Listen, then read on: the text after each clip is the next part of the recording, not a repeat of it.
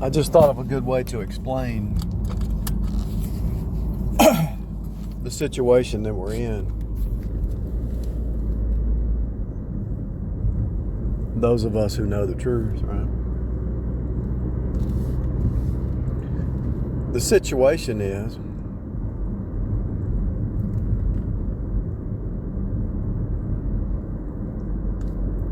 kind of like, let's say you have this belief system, right? You believe the Bible, right? So you believe the King James, and that's what you stand on, and you believe like you're a Baptist, right? And then you marry some Pentecostal, and all her family's Pentecostal, and you're trying to show them, or you're trying to get her to believe like you because she married you, you know. Now what happens? First of all, you can't force somebody to believe something. And you hope if you just explain the truth, they can hear you and they can see it. The problem was you married the wrong one. But let's say even if she did believe like you, she still has a bunch of family members pulling her into their cult and ism, you know, their Pentecostal doctrine of lies, the emotional realm, you know. And so they let their emotions override the truth, the doctrinal truth. And so you're in a battle, and not only is it a short-term battle, that's a long-term battle. And they're going to hate you because you don't go along with their traditions and their belief systems and all that. And so they're going to hate you and persecute you, and they're going to do it in undertones. Because everybody has this moral code somewhere deep down. It might not be much, but there's always a moral code. So they know certain things they shouldn't do, cross lines, whatever. But they'll still do it in incremental steps to try to get you to believe like them, try to pull her away from you or whatever. And so it's incremental. And when you come up and you say, when you cross my threshold, this is the way it is, period. I'm not playing games. When you set the boundaries and you say, this is it, they want to take you out. And because she's emotionally tied to that bloodline, most of the time she will not leave it. And so that's what's going on with this whole situation, this whole reality. That's a great example. She'll never leave that doctrine because, well, they're good. They're my family. They love me. They're good. I love them. They're good people. I can't leave that. I can't leave these lies. I love the lie. The lie makes me feel good. It gives me delusions and gives me butterflies because it's a lie. It's a lie. It's a lie straight to hell. And so what's happening is, that's what's happening in our reality. You come on the scene and you speak the truth. I don't care if it's at work. I don't care if it's at home. And you might say, well, you're not supposed to bring religion and politics to work, right? But you are your own person. You have your own beliefs. And if they ask you, what are your beliefs, you tell them. I mean, if they ask you, if somebody wants to know what you believe, you tell them. It's going to come up eventually. Let's go to the bar. Well, I don't really go to bars. Why not? Because my faith. What faith are you? Bible believer. Oh. Then you become their enemy. They're so caught up in the lies of the music, the TV, the media, the news, the Republicans, the Democrats, whatever icon is on the scene for this season. There's always somebody they always prop them up and then they knock them down, you know. It always happens. Prop them up, knock them down. Prop them up, knock them down. That's what's happening. And so, you're not from here.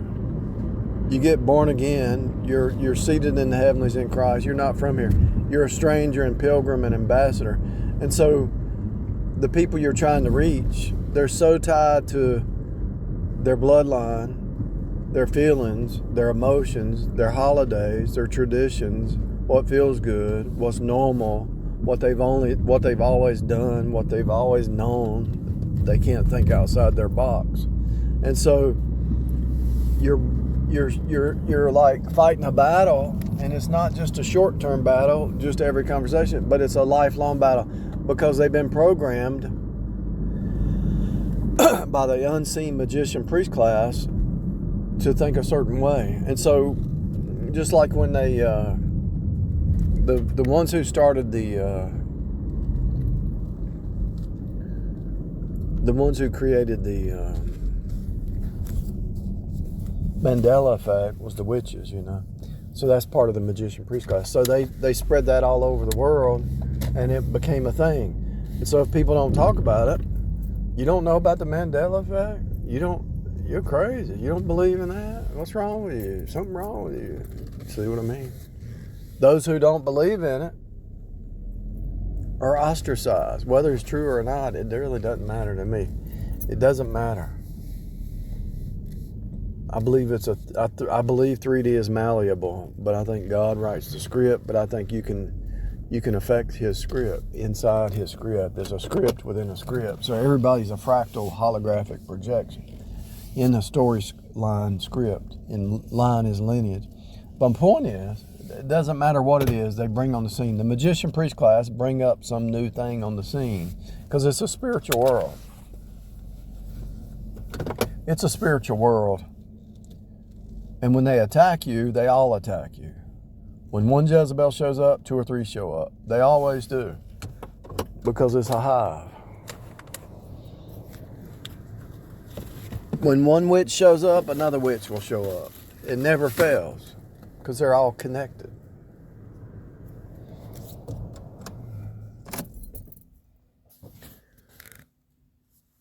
When one Gnostic shows up, another one shows up. So this is what I'm talking about. It's the same thing as if you marry somebody with a different belief system and their family has different beliefs, and you don't believe that, and you're not going to compromise, and you do a lot of study, and they haven't, and they just believe what the preacher tells them, and so you're in a war. That's what we're in. That's what we're dealing with. We're in a battle just like that.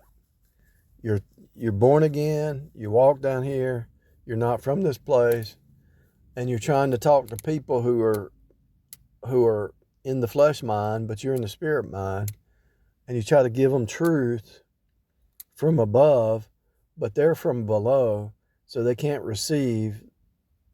Jesus was the light of the world, but men love darkness rather than light, and they sent him to the cross. So you give them some light about abortion being murder. You give them some light about Adam and Eve, not Adam and Steve. You give them some light about capitalism and not socialism. You give them some light and say the media is a brainwashing system. You give them some light and say that the whole system is narcissistic. You give them light, but they reject the light because they love the darkness. They love the lie because it's a feel-good, emotional connection bond. It's all they know. Just like that woman in that family. She married the man, but she's still connected to her old identity. She doesn't want to step into her new identity.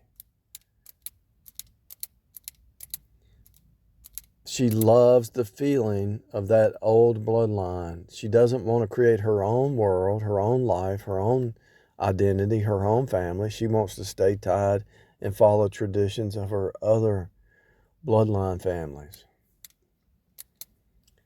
And this is why your battle is so hard down here, because everybody's married to or related to Babylon.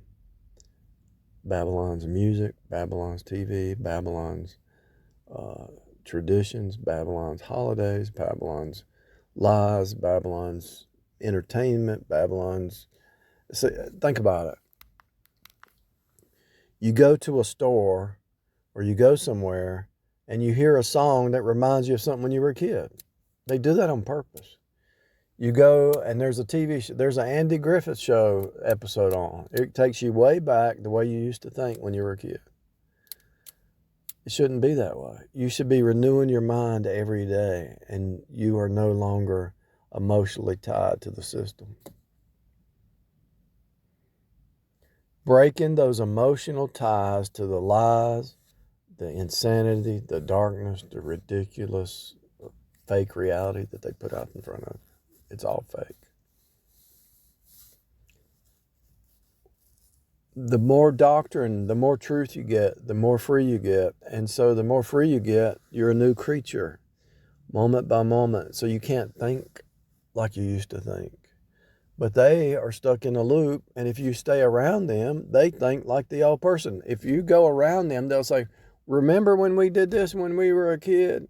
And you're like, let's say you hadn't seen them in 5 years. They're still in that mindset. You haven't seen them in 10 years, so you go talk to them, and they're still stuck in that loop, living their identity from the old paradigm that don't even exist anymore. It's sad. It's ridiculous. It's insanity. But they'll never escape it because they don't think. It's all emotion. It's all, the reason they don't think is because they got all the noise going on. Everybody says, oh, I want to open my third eye. Well, you want to open your third eye? Go to Jesus. Go to His Word. Pray. He'll reveal it. Knock, ask, and seek. He will open your third eye. But it's not going to be called a third eye. It's going to be called the Holy Spirit, the indwelling.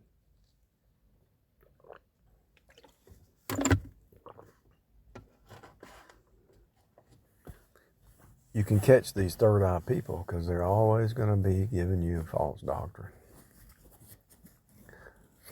They say they see, but they're blind. They can see, they can hear you, but they reject Jesus. Now, what's that about?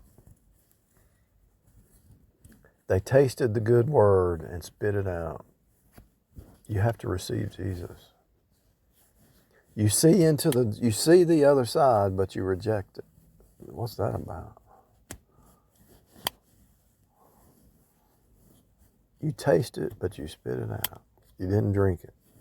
You didn't swallow it. You didn't drink the living water. You tasted, but you didn't want to drink it. The reason you didn't want to drink it is because you're going to have to give up your emotional ties to Babylon is why. But you love Babylon. You love Babylon, and so you stay in it. The pleasures of sin for a season, but it brings death. And so they love Babylon. They love their substance. They love their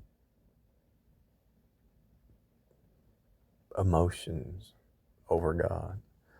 Pleasers of men instead of pleasers of God. Lovers of pleasure instead of lovers of God. That's what's happening, people.